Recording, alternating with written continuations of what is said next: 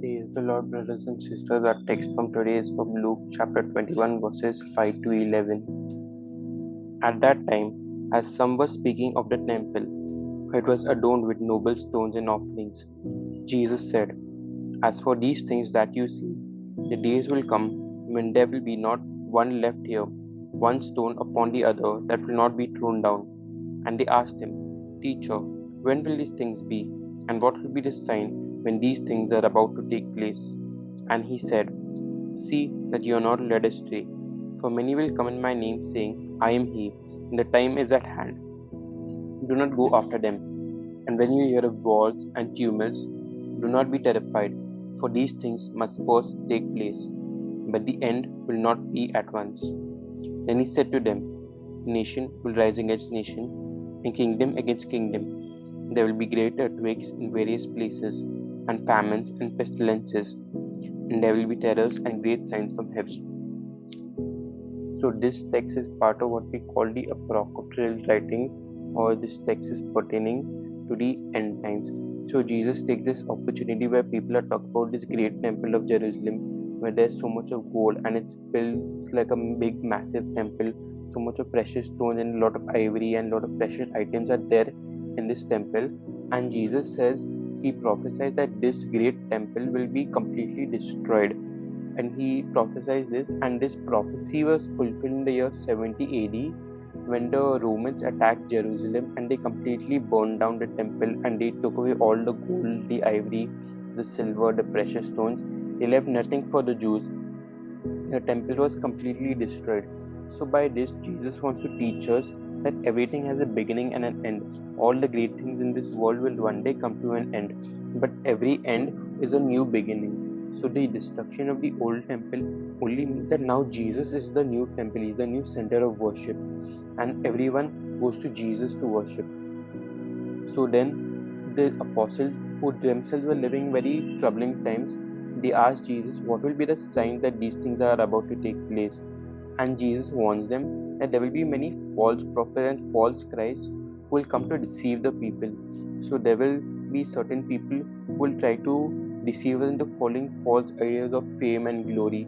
If you follow this path, then you'll earn a lot of money, you'll get a lot of fame, and you'll be very rich and successful. They'll try to deceive us into following ungodly ways. But there will be some who will try to deceive us by using the Bible itself. So they'll take certain scripture verses and they'll twist it to make it sound that they are sort of ministers of God, but they're actually trying to deceive us. So Jesus is the good shepherd, and we as sheep are to follow the good shepherd. But there will be people who will wolves will come in the sheepfold, who will try to deceive the sheep. And even in the New Testament, if we read the New Testament, the epistles, we will read the apostles continuously warning us about these false teachers and false prophets. So in 2 Peter chapter 2, we will read, "But false prophets also arose among the people, just as there will be false teachers among you, who will secretly bring in destructive opinions. They will even deny the master who brought them, bringing swift destruction onto themselves. Even so, many will follow their licentious ways, and because of these teachings, the way of truth will be maligned. In the greed, they will exploit you with deceptive words. Their condemnation pronounced against them long ago has not been idle, and their destruction is not asleep." So, in such times where people from even within the church will try to deceive us, people who claim to be Christians will try to deceive us, it is necessary for us to stick to the teaching of the Bible and the teachings which come from Holy Mother Church. So, here is a quote from Saint Pius X. "Do not allow yourselves to be deceived by the cunning statements of those who persistently claim to be with the church, to love her and to fight for her, but judge them by their works.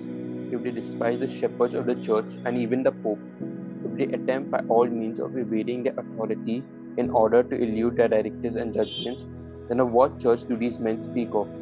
Certainly not at one built upon the foundation of the apostles and the prophets, Jesus Christ Himself being the cornerstone. And so after that, Jesus warns the apostles that there will be a lot of wars, there will be a lot of tumults, there will be a lot of pestilences, there will be a lot of famines and droughts. But do not worry, because this does not mean that this will mean the end of the world. You will see a lot of people today who will try to conclude that because of the circumstances in our day and age, we are now living in the end times. But even though there will be a lot of signs that will accompany the end times, that will come before the end times, we must not believe that every small thing is now an indication towards the end time. Because if you look at the example of Israel in the Old Testament, they went through the flood, they went through the Exodus, they went through the exile in Babylon, they had wars, they had famines, they had droughts, they had pestilences. But when the Messiah finally came, no one was prepared for him. Even though they were crying out for him for ages, when he finally came, no one was ready for him. So, as Christians, we must not try and predict the future, or we must not try and trust anybody who says that on so and so date something like this will happen, because they are only trying to deceive us. But we must be vigilant as Christians, and we must grow and persevere in our faith, and we must wait patiently till Jesus returns.